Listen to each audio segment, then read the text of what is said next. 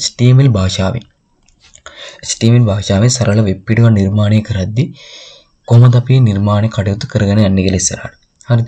එතකොට මම කලින් වීඩියෝ එකේ කිව්වා මොකද්ද?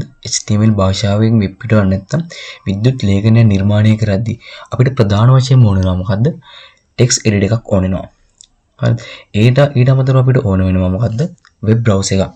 හරිද? ටෙක්ස්ට් එඩිටර් එකක් සහ වෙබ් බ්‍රවුසර් එකක් අපිට ඕන වෙනවා. ඒක ටෙක්ස්ට් එඩිටර් එකක් කියලා කියන්නේ අපි සාමාන්‍ය ටෙක්ස්ට් එකක් සාමාන්‍ය ටෙක්ස්ට් ටයිප් කරන්න පාවිච්චි කරන හරිද software එකක් හව වැඩසටහනක්. ඒතකොට සාමාන්‍ය අපි පරිගණක කොට දෙනවා notepad කියලා සාමාන්‍ය ටෙක්ස්ට් එඩිටර් එකක් එනවා. හරි notepad කියලා සාමාන්‍ය ටෙක්ස්ට් එඩිටර් එකක් අපේ පරිගණක වලට සාමාන්‍ය වෙනවා. ඊට අමතරව අපිට ගන්න පුළුවන් තව notepad++ ආන්ගේ වගේ වෙනත් ටෙක්ස්ට් එඩිටර් අපිට ඕන නම් අන්තර්ජාලයෙන් භාගත කරගන්න පුළුවන්. නැත්නම් ඩවුන්ලෝඩ් කරගන්න පුළුවන්. හරිද? ආය අපිට ඕන මොකද්ද? වෙබ් browser එකක්. හරිද? ඒතර මේ දින Google Chrome ඊට පස්සේ ආය දෙනවා Microsoft Edge ඒ වගේ නොයෙක් වෙබ් browsers අපිට ඕන වෙනවා මේ සරල HTML වෙබ් පිටුවක් නිර්මාණය කරගැනීම ක්‍රියාවලිය. හරිද? ඒතකොට අපි දැන් බලමු කොහොමද HTML භාෂාවෙන් වෙබ් පිටුවක් නිර්වචනය කරගන්නේ කියලා. හරිද? කොහොමද HTML භාෂාවෙන් වෙබ් පිටුවක් නිර්වචනය කරගන්නේ කොහොමද කියලා බලමු. හරිද? ඒකට මම කිව්වා ඉස්සෙල්ලාම මට ඕන මොකද්ද? notepad එක ඕන. හරිද? මම ඒකින්ද මගේ පරිගණකේ notepad එක ඕපන් කරගෙන හරිද? notepad එක ඕපන් කරගන්න. notepad එකේ මම ටයිප් කරගන්නවා. නැත්තම් HTML භාෂාවෙන් වෙබ් පිටු නිර්මාණය කරන ක්‍රියාවලිය ආරම්භ කරනවා. එතකොට මම කලින් වීඩියෝ එකේ කතා කරා මේ HTML භාෂාවේ වෙබ් පිටු නිර්මාණය කරන්න අපිට පාවිච්චි කරන මොනවද? උසුලන එහෙම නැත්නම් ටැග්ස් කියලා දෙයක් තියෙනවා කියලා. හරිද? උසුලන එහෙම නැත්නම් ටැග් කියලා දෙයක් තියෙනවා කියලා කතා කරා. එතකොට HTML භාෂාවේ ප්‍රධාන ටැග් ආකාර දෙකක් යොදා ගන්නවා. හරිද? එකක් තමයි ආරම්භයක් සහ අවසානයක් තියෙන ටැග්. අනිත් එක තමයි ආරම්භයක් හා අවසානයක් නැහැ සම්පූර්ණ එක ටැග් එකක් විතරයි තියෙන්නේ යාට. තේරෙනවද? එකක් මොකද්ද? ආරම්භයක් සහ අවසානයක් විස ටැග් වර්ග දෙකක් තියෙනවා. කියන්නේ එක ටැග් එක එයාගේ ආරම්භක ටැග් එකකුත් වෙනවා උසුලණයකුත් තියෙනවා. එයාගේ අවසාන උසුලණයකුත් තියෙනවා. හැබැයි සමහරක් ටැග් නැත්නම් සමහරක් උසුලණ තියෙනවා. එයාට ආරම්භ උසුලණයක් කියලා මේකවත් අවසාන උසුලණයක් කියලා මේකවත් එහෙම දෙකක් වෙන් වෙන්නව නැහැ. හරිද? උදාහරණයක් විදිහට කිව්වොත් එහෙම HTML භාෂාව පාවිච්චි කරන බොහෝමයක් ටැග් වලට ආරම්භකයක් සහ අවසාන උසුලණයක් තියෙනවා. හරිද? ආරම්භකයක් අවසානයක් තියෙනවා. ඒතකොට මේ HTML කියන්නේ සාමාන්‍ය HTML භාෂාවේ ප්‍රධානම උසුලනයක්. හරි HTML භාෂාවේ ප්‍රධාන උසුලනයක් තමයි HTML කියන එක. ඒතකොට ටැග් එකක් අපි ආරම්භ කරන්නේ කෝණික වරහණින්. ඊට අදාළ ටැග් එකේ name එක කෝණික වරහණ වැහුවා. හරි ඒතකොට මේ තියෙන ළමයි ආරම්භක උසුලනයක්. තේරෙනවද මේ තියෙන මොකද්ද? ආරම්භක උසුලනයක්. ඒතකොට මේකෙම අවසාන උසුලනය වෙන්නේ මෙන්න මේ විදිහට කෝණික වරහණ මෙන්න වගේ ඇල ඉරක් එනවා. ආයෙත් ටැග් එකේ නම යොදලා කෝණික වරහණ වහනවා. එතකොට මේ තියෙන්නේ මොකද්ද? HTML කියන ටැග් එකේ අවසාන උසුලනේ. එතකොට මම කෝ ටැග් ආකාර දෙකක් තියෙනවා. මොකද්ද? ආරම්භකයක් සහ අවසානයක් ලෙස උසුලන දෙකක් පාවිච්චි වෙනවා. හරි. එතකොට මේ තියෙන්නේ මොකද්ද? ආරම්භක උසුලනය. මේක මොකද්ද? අවසාන උසුලනය. නැත්නම් end කරන උසුලනය. හරිද? එතකොට ඒත් එක්කම හරිද? ඒත් එක්කම අපිට තියෙනවා මොකද්ද? මේම අවසානයක් හෝ ආරම්භයක් නැති උසුලනක් තියෙනවා. උදාහරණයක් විදිහට පාවිච්චි කරනවා BR කියලා උසුලනයක්. ඉස්සරහට අපි මේ උසුලන වෙන දේ කතා කරනවා. උදාහරණයක් විදිහට පාවිච්චි කරනවා BR කියලා උසුලනයක්. එතකොට මේ උසුලනයේට ආරම්භයක් හෝ අවසානයක් කියන ටැග් ආකාර දෙකක් නැහැ. එකම BR කියන ටැග් ආකාරය විතරයි තියෙන්නේ. හරි. මම හිතනවා ආරම්භයක් සහ අවසානයක් ගැන තියෙන ටැග් ගැන තේරෙන්නේ නැති කියලා. හරි. එතකොට අපි කතා කරමු දැන් HTML භාෂාවෙන් කොහොමද සරල වෙබ් පිටුවක් නිර්වචනය කරගන්නේ කියලා. හරි. එතකොට HTML භාෂාවෙන් සරල වෙබ් පිටුවක් නිර්වචනය කරගත්තී ඉස්සෙල්ලාම දාගන්න ටැග් එක තමයි මේ HTML කියන උසුලනේ. එතන HTML කියන උසුලනේ අනිවාර්යයි. එතකොට ඒකෙන් තමයි දැනගන්නේ මේක HTML ලේඛනයක් වගේ. ආන්ගේ අදහස දෙන්න තමයි HTML කියන උසුලනේ අපි දාන්නේ. හරිද? එතකොට HTML කියන උසුලනේ ඇතුලේ තමයි අපි අනිකුත් උසුලන සියල්ල පාවිච්චි කරලා අපේ වෙබ් පිටු නිර්මාණ කටයුතු කරන්නේ. හරිද? ඊට පස්සේ අපිට HTML උසුලනේ පස්සේ පාවිච්චි කරනවා head කියලා උසුලනයක්. head කියලා උසුලනයක් පාවිච්චි කරනවා. head කියලා උසුලනයක් පාවිච්චි කරනවා. එතකොට මේ head කියන උසුලනේත් අර වගේම තියෙනවා මොකද්ද? අවසාන ටැග් එකක් තියෙනවා. නැත්නම් අවසාන උසුලනයක් තියෙනවා. head එකෙත් මොකද්ද? අවසාන උසුලනයක් තියෙනවා. හරි. එතකොට මේ head කියන උසුලණයෙන් වෙන්නේ මොකද්ද? අපි නිර්මාණය කරන වෙබ් පිටුවේ ශීර්ෂ කොටස. නැත්තම් හෙඩ් එක නිර්මාණය කරගන්නේ මේ හෙඩ් කියන උසුලනේ. හරිද? එතකොට ඔයාලා දැකලා තියෙන ඔයාලා සමහරව පාවිච්චි කරන වෙබ් පිටු වලට නමක්. හරි. එතකොට අපි සරල වෙබ් පිටු නිර්මාණය කරද්දී හරිද? ඉස්සෙල්ලා මොකද්ද පාවිච්චි කරන උසුලනේ? HTML කියන උසුලන. ඊට පස්සේ හෙඩ් එක නැත්තම් වෙබ් පිටුවේ ශීර්ෂ තීරුව. එතකොට අපි දැකලා තියෙනවා. දැන් ඔයාලා දැකලා තියෙනවා මොකද්ද? වෙබ් පිටුවකට තියෙන නමක්. නේ වෙබ් පිටුවට නමක් තියෙනවා. ආන් ඒ නම අපි දෙන්නේ මොකද්ද?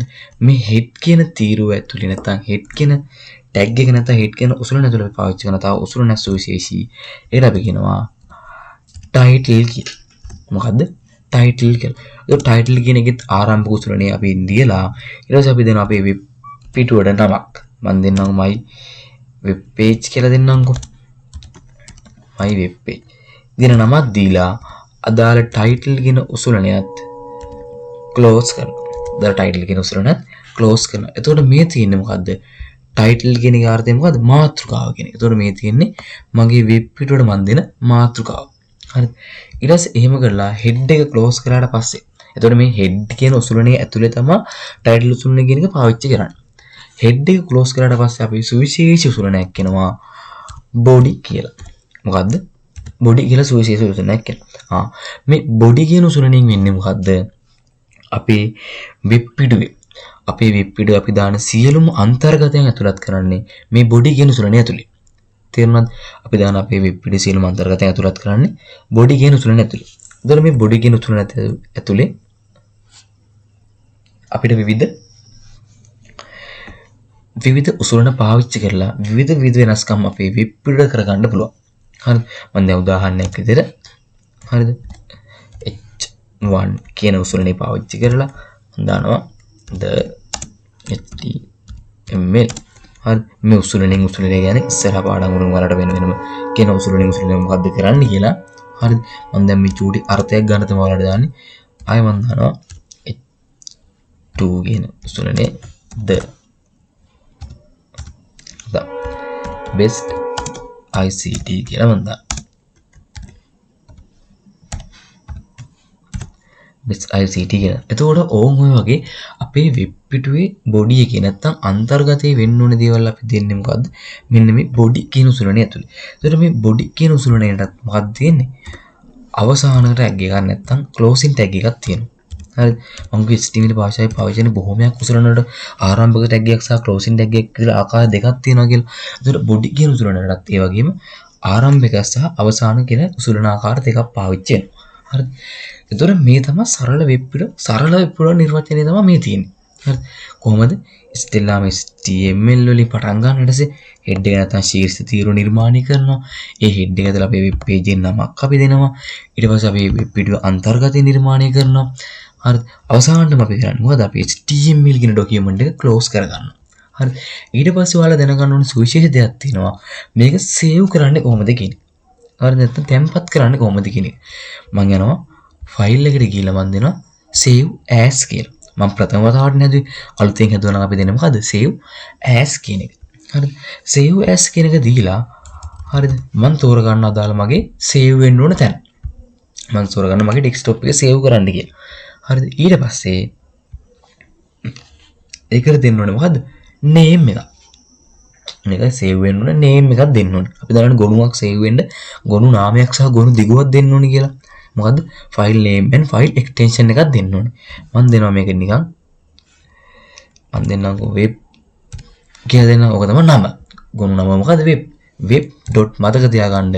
file extension එක නැත්තම් ගොනු නාමය අනිවාර්යෙන් වෙන්න ඕනේ. .html කියන එක. මොකද්ද?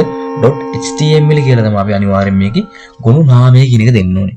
.html කියන එකෙන් තමයි අපි මේකේ ගොනු නාමය දෙන්න. ඒතකොට මේ තියෙන්නේ මොකද්ද? sorry file extension එක දෙන්න ඕනේ. හරිද? මේ දෙන්නේ මොකද්ද? web නැත්නම් file name එක මේ දෙන්නේ ගොනුවේ වර්ගය නැත්නම් ගොනු දිගුව කියලා අපි කියනවා. හරිද? .html කියලා දීලා එතන all files කරගෙන අපි මේක අපි save කරනවා. හරි.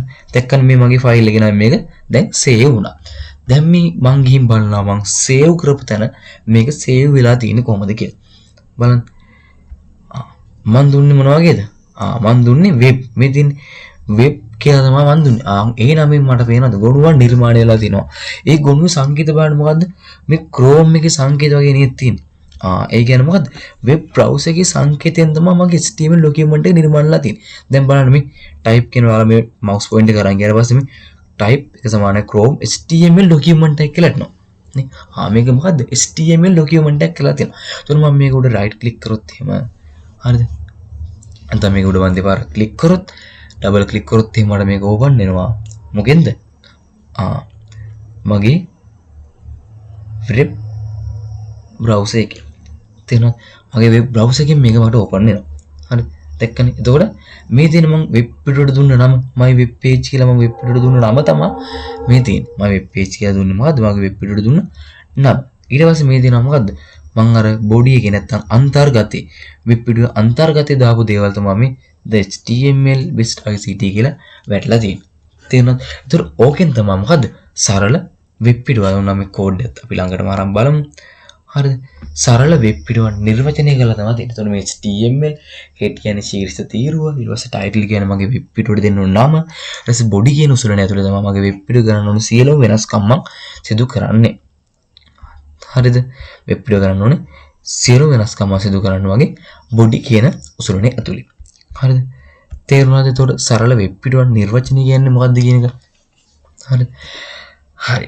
සරල වෙබ් පිටුව නිර්වචනය කියන එක තේරුණා නම් අපි බලමු ඊළඟ වීඩියෝස් වලින් නැත්නම් ඊළඟ එපිසෝඩ් වලින් අපි බලමු මේ එක එක උසුලණයෙන් මොකද්ද කරගන්නේ කියලා. ඒ කියන්නේ මේ H1 උසුලණය මොකද්ද කරගන්නේ? අපිට තව තියෙන උසුලණ ආවිලා UL ඊට පස්සේ තව OL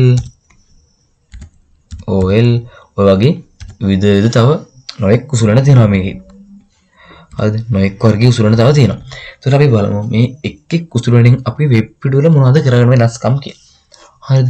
එතකොට ඔයාලට මේ වීඩියෝ එක මම හිතනවා පැහැදිලි ඇති කියලා. වෙබ් පිටුව නිර්වචනය කරන්නේ කොහොමද කියලා ඔයාලට තේරෙන්න ඇති කියලා හිතනවා. හරිද? එතකොට මොකක් හරි ප්‍රශ්නයක් තියෙනවා නම් පල්ලෙහා කමෙන්ට් සෙක්ෂන් එකේ තියෙනවා. කමෙන්ට් එකක් දාන්න. එතකොට අපිව ලයික් කරලා තියන්න, සබ්ස්ක්‍රයිබ් කරලා තියන්න. අලුත්ම වීඩියෝ එකක් ආපුවම ඔයාලට එල්ල බලන්න පුළුවන්. ඒ වගේම තව යාළුවෙක්ට දැනගන්න, තව යාළුවෙක්ට ඉගෙන ගන්න අවස්ථාවක් නැති කරන්නේ නැතුව මේක තව යාළුවෙක්ට ෂෙයා කරන්න. එතකොට ඔයාලා හැමෝටම සුබ දවසක්.